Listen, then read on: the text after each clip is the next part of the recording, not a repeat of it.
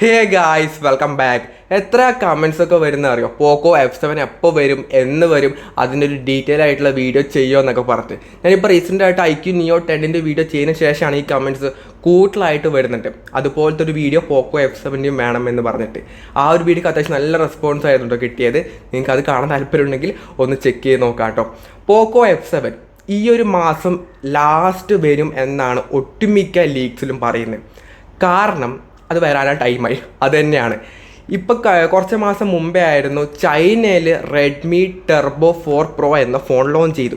അതായത് എക്സാക്റ്റ് പോക്കോ F7 ഇന്ത്യയിലേക്ക് ആ ഒരു ഫോണിൻ്റെ റീബ്രാൻഡ് ആയിട്ടാണ് ഇന്ത്യയിലേക്ക് പോക്കോ F7 ആയിട്ട് വരുന്നത്. അപ്പോൾ ഞാൻ എല്ലാ ഡീറ്റെയിൽസും പറഞ്ഞുതരാം. സ്പെസിഫിക്കേഷൻ എല്ലാം എക്സാക്റ്റ് ആയിരിക്കും. അത് തന്നെയായിരിക്കും ഇന്ത്യയിലേക്കും വരുന്നത്. ഒരു മാറ്റവും ഉണ്ടാകാൻ വേണ്ടി പോകുന്നില്ല.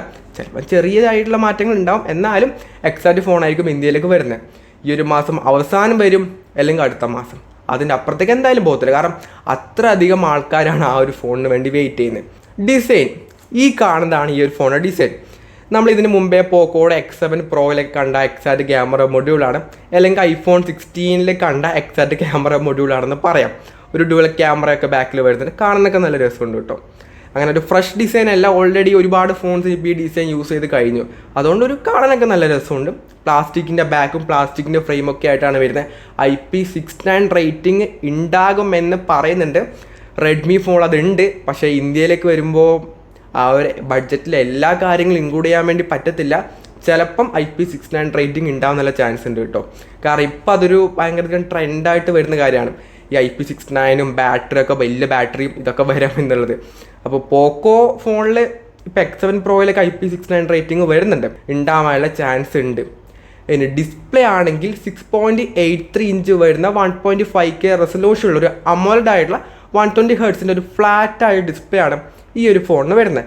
ഗെയിമിംഗ് ഓറിയൻറ്റഡ് ആയിട്ടുള്ള ഫോൺ ആയതുകൊണ്ട് തന്നെ ഫ്ലാറ്റാണ് കുറച്ചും കൂടെ ബെറ്റർ. ഡിസ്പ്ലേ വൈസ് 30,000 രൂപ റേഞ്ചിൽ one of the best display ആണ് ഈ ഒരു ഫോണിന് വരുന്നത്. അതിലൊരു ഡൗട്ടുള്ള കഴിഞ്ഞ വർഷത്തെ പോക്കോയുടെ F6 ബെസ്റ്റ് ഇൻ ക്ലാസ് ആയ ഡിസ്പ്ലേ സെറ്റപ്പ് തന്നെയാണ് ആ ഒരു ഫോണിന് വരുന്നത്. സോ ഈ ഒരു ഫോണിൻ്റെ ഡിസ്പ്ലേ പറ്റി ഒരു കുറവും പറയാനില്ല. ദി ബെസ്റ്റ് ആയിരിക്കും, അതിനൊരു ഡൗട്ടും ഇല്ല. പിന്നെ ക്യാമറ, ഇതൊരു ക്യാമറ ഓറിയൻറ്റഡ് ആയിട്ടുള്ള ഫോണല്ല. ഒരു ഡീസൻറ്റ് ലെവൽ ക്യാമറ മാത്രമേ ഇന്ന് കിട്ടുള്ളൂ. 50 MB പ്രൈമറി ക്യാമറ ഉണ്ടാകും. 8 MB അൾട്രാ വൈഡ് ക്യാമറ വരുന്നുണ്ട്. 20 MB സെൽഫി ക്യാമറ ആയിട്ട് വരുന്നത്. റിയർ ക്യാമറയിൽ 4K 16 FPS ഉള്ള വീഡിയോസും ഷൂട്ട് ചെയ്യാൻ വേണ്ടി പറ്റുന്നുണ്ട്. സെൽഫി ക്യാമറയിലാണെങ്കിൽ 4K 13 FPS ഉണ്ടാകാനുള്ള നല്ല ചാൻസ് ഉണ്ട്. കഴിഞ്ഞ വർഷത്തെ മോഡലിൽ ഫുൾ HD മാത്രമേ ഉണ്ടായിട്ടുള്ളൂ. പക്ഷേ ഇപ്രാവശ്യം വരുമ്പോൾ അത് 4K ഉണ്ടാവാൻ ചാൻസ് ഉണ്ട്. ഉണ്ടെങ്കിലും ഇല്ലെങ്കിലും വലിയ കാര്യമൊന്നുമില്ല. കാരണം നമ്മളെല്ലാവരും പ്രൈമറി ക്യാമറ, ഈ ഒരു 30,000 രൂപയുടെ ഫോണിൽ സെൽഫി ക്യാമറയിൽ 4K ഉണ്ടായാലും അങ്ങനെ വലിയ ഗുണമൊന്നും ഉണ്ടാകാൻ വേണ്ടി പോകുന്നില്ല. നമുക്ക് റിയർ ക്യാമറയിൽ അതിനെക്കാട് നല്ല ക്വാളിറ്റിയിൽ കിട്ടും. അപ്പോൾ അത് ഉണ്ടായാലും ഇല്ലെങ്കിലും ഉണ്ടെങ്കിൽ കുറച്ചും കൂടെ നല്ലത് എന്നേ ഉള്ളൂ. അല്ലാതെ വലിയൊരു കാര്യമൊന്നുമില്ല. ഒന്നാമത് കാര്യം ഇത് ക്യാമറ ഓറിയൻറ്റഡ് ഫോണേ അല്ല. അതുകൊണ്ട് പിന്നെ അത് ഉണ്ടെങ്കിലും ഇല്ലെങ്കിലും നോ ഇഷ്യൂസ്. റിയർ ക്യാമറ തന്നെ നമുക്ക് 4K 16 FPS കിട്ടുന്നുണ്ട്. സോ അത് തന്നെ ധാരാളമാണ്. ഇനി പെർഫോമൻസ് ആണല്ലോ ഈ ഒരു ഫോണിൻ്റെ ഏറ്റവും ഹൈലൈറ്റ് ആയിട്ടുള്ള കാര്യം എന്ന് പറഞ്ഞാൽ. ലേറ്റസ്റ്റ് ആയിട്ടുള്ള കോൾകോം സ്നാപ്ഡ്രാഗൻ്റെ 8s Gen 4 എന്ന ചിപ്സെറ്റാണ് വരുന്നത്. അറൗണ്ട് ഒരു 2.4 മില്യൺ എബോവ് ആൻഡ് സ്കോർ എന്തായാലും ഈ ഒരു ഫോണിന് കിട്ടും. കാരണം അത്രക്കും ഒപ്റ്റിമൈസേഷൻ ചെയ്തിട്ടാണ് ഈ ഒരു ഫോൺ വരുന്നത്. പോക്കോ ആണ്. ഗെയിമിങ്ങിൽ പറയുമ്പോൾ തന്നെ പോക്കോ പറയേണ്ട ആവശ്യമില്ല. പണ്ട് തൊട്ടേ പോക്കോയുടെ ഈ ഒരു F സീരീസ് എന്ന് പറയുന്നത് പെർഫോമൻസ് വൈസ് നമ്മൾ ഞെട്ടിച്ച മോഡലാണ് പോക്കോയുടെ സീരീസ് ഫോൺസ് എല്ലാം തന്നെ. അപ്പോൾ ഇതിലും പെർഫോമൻസ് വൈസ് നിങ്ങൾ ഒരു കാര്യത്തിൽ നിങ്ങൾ ബേജാറാവേണ്ട ആവശ്യമില്ല.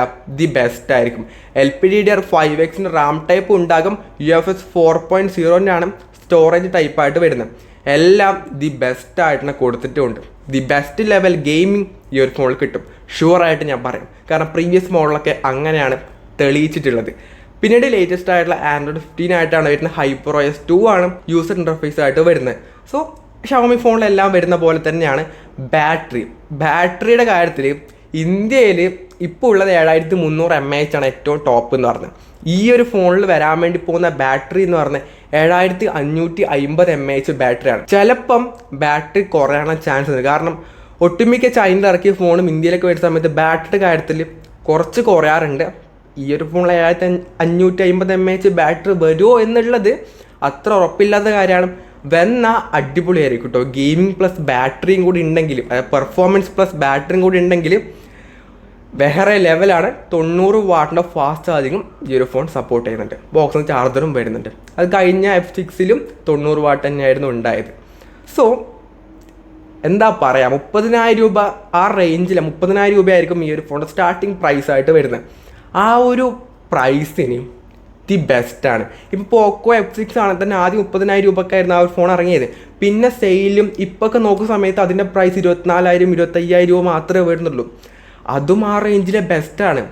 അപ്പോൾ 30,000 രൂപയ്ക്ക് ഈ ഒരു സ്നാപ്ഡ്രാഗൺ 8s Gen 4 ഒക്കെ ആയിട്ട് വരികയാണെങ്കിൽ ദി ബെസ്റ്റാണ്, ഒരു ഡൗട്ടും ഇല്ല.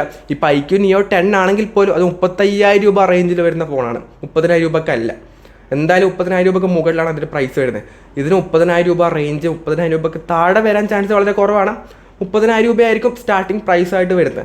അപ്പോൾ നമുക്ക് വെയിറ്റ് ചെയ്യാം. എന്തായാലും ഈ ഒരു മാസം ലാസ്റ്റ് എപ്പോഴാണ്, ഒരു അനൗൺസ്മെൻറ്റും ഇതുവരെ വന്നിട്ടേ ഇല്ല. എന്തായാലും അടുത്ത തന്നെ ആ ഒരു ഫോൺ ലോഞ്ച് ചെയ്യാനുള്ള നല്ല ഒരു എന്താ പറയുക, വരാൻ നല്ല ചാൻസ് ഉണ്ട് കേട്ടോ.